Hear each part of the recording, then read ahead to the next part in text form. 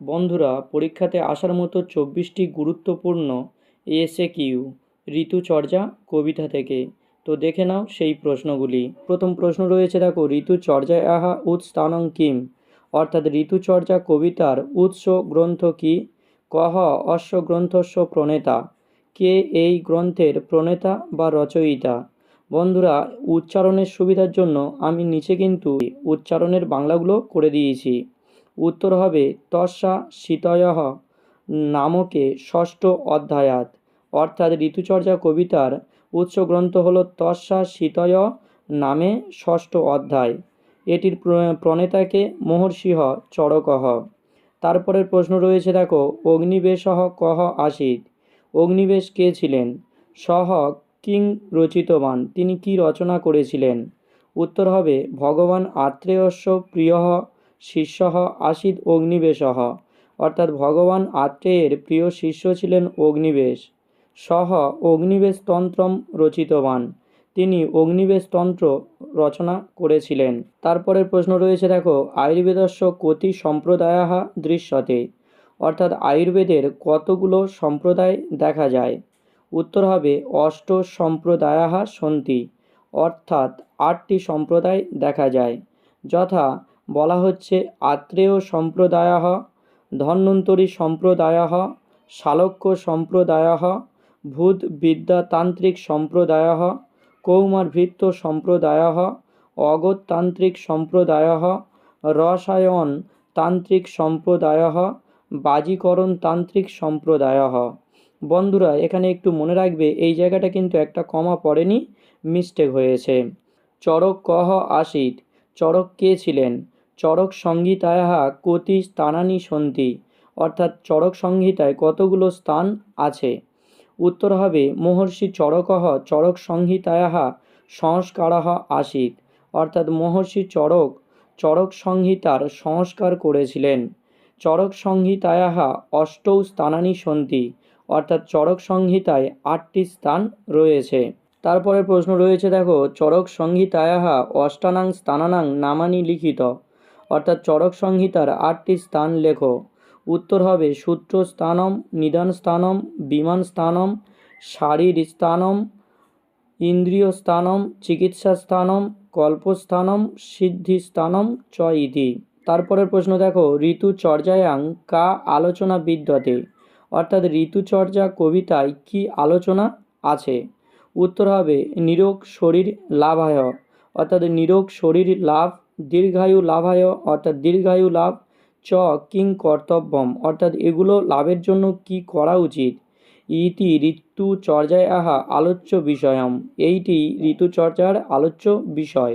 পরের প্রশ্ন, দেখো, পাঠ্য অনুসারং কতি ঋতবয়ঃ ভবন্তি, অর্থাৎ পাঠ্য অনুসারে কয়টি ঋতু আছে? কানি চ তেষাং নামানি, সেইগুলির নাম লেখো। উত্তর হবে ষট, অর্থাৎ 6টি ঋতু রয়েছে। যথা হেমন্ত, শিশিরঃ অর্থাৎ শীত, বসন্ত, গ্রীষ্মঃ বর্ষা, শরৎ চ ইতি। পরের প্রশ্ন বলছে, হেমন্তে কি দৃশ্যেন আহারেণ আয়ুঃ ন হিয়তে, অর্থাৎ হেমন্তকালে কি ধরনের আহার করলে আয়ু ক্ষয় হয় না? এই প্রশ্নটা আবার অথবা দিয়ে বলছে, শিশিরে কি দৃশ্যং খাদ্যং গ্রহণম উচিতম, অর্থাৎ শীতকালে কি রকমের খাদ্য গ্রহণ করা উচিত? এই ক্ষেত্রে বন্ধুরা একটু বলে রাখি, এই হেমন্তকাল আর শিশির অর্থাৎ শীতকাল কিন্তু প্রায় দুটোর মধ্যে একটু হলেও সাদৃশ্যতা রয়েছে, তাই এর উত্তর একই হবে।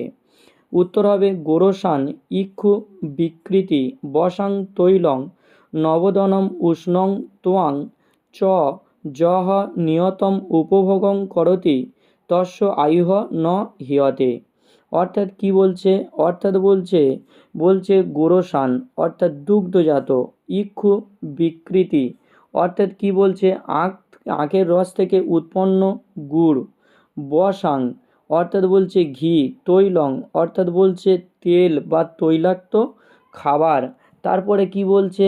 বলছে নবদনম অর্থাৎ নতুন চাল বা নতুন অন্ন, উষ্ণং অর্থাৎ গরম জল, ত্বং চ যহ নিয়তম উপভোগং অর্থাৎ যে নিয়মিত খায় বা উপভোগ করে তস্য আয়ুহ ন হিয়তে, তার আয়ু ক্ষয় হয় না। তারপরের প্রশ্ন বলছে হিমাগমে কি দৃশ্যানি অন্ন পানানি বর্জয়েত, অর্থাৎ হেমন্তকালে কী ধরনের খাবার খাওয়া উচিত নয় বা বর্জন করা উচিত। এই প্রশ্নটি আবার অথবা দিয়ে বলছে হেমন্তে কিম অভ্যাসম অনুচিতম, অর্থাৎ হেমন্তকালে কী ধরনের অভ্যাস অনুচিত। বলছে হিমাগমে প্রমিতা আহারম উৎমন্থং প্রবাতং বাতলানি লঘুনি চ অন্ন পাননি বর্জয়েত, অর্থাৎ শীতের আগমনে কি অল্প আহার, প্রমিতা আহারম মানে অল্প আহার, উদ্মন্থং প্রবাতং অর্থাৎ বলছে ছাতুর শরবত, বাতলানি লঘুনি অর্থাৎ খোলা হাওয়ায় থাকা এবং বায়ুর কপ উৎপন্নকারী অন্ন পানানি অর্থাৎ হালকা খাদ্য বর্জয়েত অর্থাৎ বর্জন করা উচিত। তারপরের প্রশ্ন বলছে শিশিরহ ঋতুহ কেন ঋতুনা সহ তুল্যহ ইতি উচ্যতে, ঋতুদ্বয়ে কিং ভেদং দৃশ্যতে, অর্থাৎ শিশির ঋতুর সঙ্গে কোন ঋতুর তুলনা করা হয়, ঋতু দুয়ের মধ্যে কি ভেদ রয়েছে। এটা আমি আগেই বললাম যে হেমন্ত ঋতুর সঙ্গে শিশির ঋতু বা শীতকালের একটা কি রয়েছে, তুলনা রয়েছে এবং এর কি ভেদ রয়েছে। বলছে শিশিরে মেঘ মারুত বর্ষা অধিকা ভবন্তি, অর্থাৎ কি বলছে, বলছে শিশিরে মেঘ তাজা হাওয়া ও বর্ষা অধিকা ভবন্তি বেশি হয়, অতঃ তাই বা অতঃপর অস্মিন কালে এই সময়ে হেমন্তাৎ অর্থাৎ হেমন্তকালের থেকে শীতং রোক্ষং চ অধিকম অস্তি, অর্থাৎ শীত ও রুক্ষ ভাব বেশি হয়। তারপরের প্রশ্ন বলছে ঋতুচর্যা পদ্যাংশে কস্য ঋত আলোচনা প্রসঙ্গে আদানযম ইতি উক্তম, অর্থাৎ ঋতুচর্যা পদ্যাংশে কোন ঋতুর আলোচনা প্রসঙ্গে আদানযম এই কথাটি বলা হয় এবং বলছে আদানযম ইতি উক্তে কিং বোধম, অর্থাৎ আদানযমের কথায় কি বোধ হয়। বলছে কি প্রথম প্রশ্নের উত্তর বলছে শিশির ঋতৌ, অর্থাৎ আদানযমটা কোন ঋতুতে লক্ষ্য করা যায়, শিশির ঋতু অর্থাৎ শীতকালে লক্ষ্য করা যায়।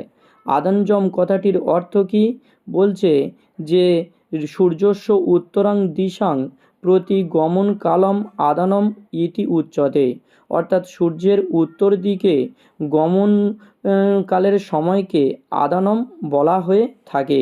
এই ক্ষেত্রে বন্ধুরা একটু বলে রাখি এই আদানম তিনটি ঋতুর ক্ষেত্রে প্রযোজ্য, মনে রাখবে শিশির ঋতু, তারপরে রয়েছে বসন্ত ঋতু এবং শেষে রয়েছে গ্রীষ্মকাল।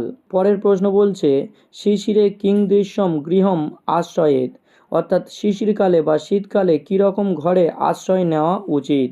বলছে শৈত্য প্রবাহ মুক্তম, অর্থাৎ শীতের বা ঠান্ডা বাতাস মুক্ত গৃহে অধিকম উষ্ণ বাসস্থানং, অর্থাৎ উষ্ণ বা গরম বাসস্থানে বা ঘরে চ আশ্রয়েত, অর্থাৎ আশ্রয় গ্রহণ করা উচিত। তারপরের প্রশ্ন বলছে শিশিরে কি দৃশ্যং খাদ্যদ্রব্যং বর্জনং কুর্যাৎ, অর্থাৎ শীতকালে কী ধরনের খাদ্যদ্রব্য বর্জন করা উচিত।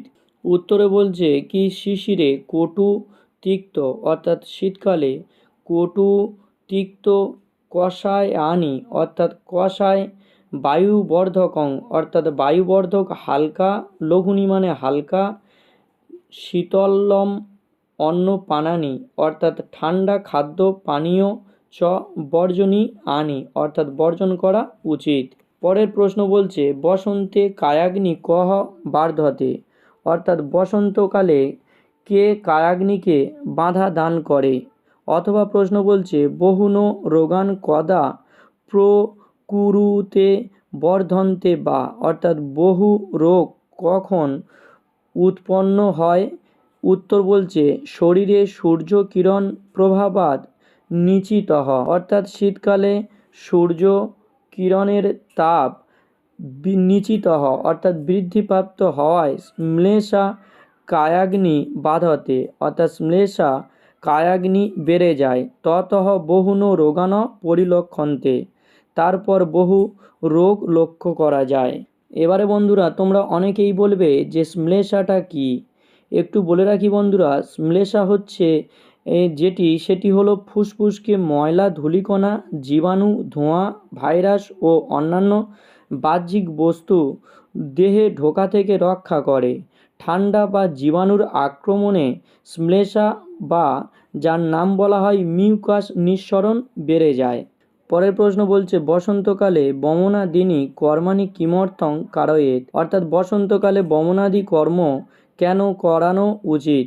উত্তর বলছে কি বসন্তকালে কফ জনিতানাং রোগানাম উপশমনার্থং বামনাদিনী কর্মাণি কারয়েত, অর্থাৎ বসন্তকালে কফজনিত রোগসমূহের উপশমের জন্য বামনাদিনী কর্ম করা উচিত।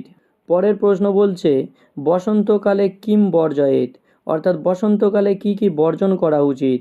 উত্তর বলছে দিবানিদ্রা, তারপরে বলছে গুরু অম্ল স্নিগ্ধ মধুরম অন্নপানং বর্জয়েত, অর্থাৎ বলছে দিবা নিদ্রা এবং কি বলছে গুরু অর্থাৎ ভারী, অম্ল অর্থাৎ টক জাতীয়, স্নিগ্ধ অর্থাৎ তৈলাক্ত, মধুরম অর্থাৎ মিষ্টি জাতীয়, অন্নপানং অর্থাৎ খাদ্য পানীয় বর্জন করা উচিত। তারপরের প্রশ্ন দেখো বন্ধুরা, গ্রীষ্মকালে কী দৃশ্যম অন্নপানম উচিতম, অর্থাৎ গ্রীষ্মকালে কী ধরনের অন্ন পানীয় খাওয়া উচিত। উত্তর বলছে সুস্বাদু স্নেহরস বিশিষ্ট শীতং দ্রব্যম, অর্থাৎ শীতল দ্রব্য, অন্নপানম অর্থাৎ অন্ন পানীয় উচিতম, অর্থাৎ উচিত।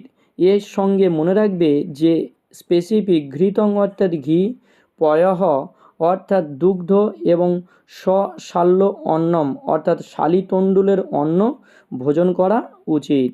তারপরের প্রশ্ন বলছে বর্ষাকালে কী দৃশ্যম অন্নপানম উচিতম, অর্থাৎ বর্ষাকালে কী ধরনের অন্ন পানীয় খাওয়া উচিত। উত্তরে বলছে বর্ষাসু অর্থাৎ বর্ষাকালে বাদ বর্ষাকুলে অর্থাৎ বর্ষাজনিত বিশেষ শীতে, দিবসে অর্থাৎ দিনে, দেহস্য বায়ঃ অর্থাৎ শরীরের বায়ু, শান্তয়ে অর্থাৎ প্রশমনের জন্য, পর্যাপ্তম অর্থাৎ পর্যাপ্ত পরিমাণে, অম্ল লবণং স্নেহং অর্থাৎ অম্ল লবণ ও স্নেহ রস বিশিষ্ট ভোক্তব্যম। পরের প্রশ্ন বলছে দেখো বর্ষাসু কথং পবনাদয়ঃ কুপয়ন্তি, অর্থাৎ বর্ষাকালে কেন বায়ুবিকার হয়ে থাকে। উত্তরে বলছে বর্ষাসু ভূমাস্মাৎ, অর্থাৎ বর্ষাকালে ভূমি থেকে বাষ্প উঠতে থাকে, মেঘ বর্ষণাৎ অর্থাৎ মেঘ থেকে জলধারা বর্ষণ হয়, পাকাৎ জলস্য অম্লাৎ অর্থাৎ জলের অম্ল পাক হয়, চ শরীরস্য অগ্নি বলে এবং শরীরের অগ্নিবল, ক্ষীণে পবনাদয়ঃ কুপন্তি অর্থাৎ ক্ষীণ হওয়ার কারণে বায়ুরোগের প্রকোপ বৃদ্ধি পায়।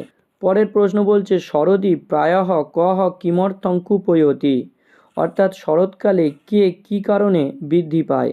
উত্তরে বলছে শরদি অর্থাৎ শরৎকালে বর্ষা শীত উচিতা অঙ্গানাং সহসা এব অর্কঃ সীমভিঃ তপ্তানাম উচিতং পিত্তং কুপয়তি, অর্থাৎ কি বলছে শরৎকালে বর্ষার শীতে অভ্যস্ত শরীর হঠাৎ সূর্যরশ্মির উত্তাপে আক্রান্ত হলে শরীরে জমে থাকা পিত্তের প্রকোপ বৃদ্ধি পায়। পরের প্রশ্ন বলছে শরদৃতৌ পিত্তপ্রশমনায় কিং কিম অন্নপানং কুর্যাৎ, অর্থাৎ শরৎকালে পিত্ত প্রশমনের জন্য কি কি অন্নপান করা উচিত। উত্তরে বলছে মধুরং অর্থাৎ মিষ্টি, শীতং অর্থাৎ শীতল, সতিক্তকম অর্থাৎ তিক্ত, অন্নপানং অর্থাৎ অন্ন পানীয়, লঘু মাত্রয়া অর্থাৎ লঘু মাত্রায় সেব্যম অর্থাৎ সেবা করা উচিত বা খাওয়া উচিত। পরের প্রশ্ন বলছে ইন্দু রসময়ঃ কোস্মিন ঋতৌ কদা চ প্রশসন্তে, অর্থাৎ চাঁদের রশ্মি বা চাঁদের কিরণ কোন সময় বেশি প্রশংসিত হয়। উত্তর হবে শরদি প্রদোষকালে, অর্থাৎ শরৎকালে সন্ধ্যার সময়, এই প্রদোষকাল শব্দের অর্থ সন্ধ্যার সময়। শরৎকালে কিং কিং প্রশস্যন্তে, অর্থাৎ শরৎকালে কি কি প্রশংসিত হয়। উত্তর হবে শরৎকালে শারদানি মাল্যানি, অর্থাৎ শারদীয় মালা নির্মলানি বাসাংসি, অর্থাৎ স্বচ্ছ বস্ত্র প্রদশে ইন্দু রসময়স্য প্রশস্যন্তে, অর্থাৎ এই সময় সন্ধ্যাকালে চাঁদের কিরণ প্রশংসিত হয়। তারপরে প্রশ্ন বন্ধুরা, এই যে বাংলায় অর্থ লেখো এই কটা একটু দেখে যেও। এখানে বলছে বসাম মানে ঘি অথবা তেল, নবৌ দনম মানে নতুন চাল বা নতুন অন্ন, মারুত মানে পবন, ইন্দু রসময় মানে চাঁদের কিরণ, ভজন মানে খাদন, মেঘ মানে বাড়িবাহক, পয়ঃ মানে দুগ্ধ।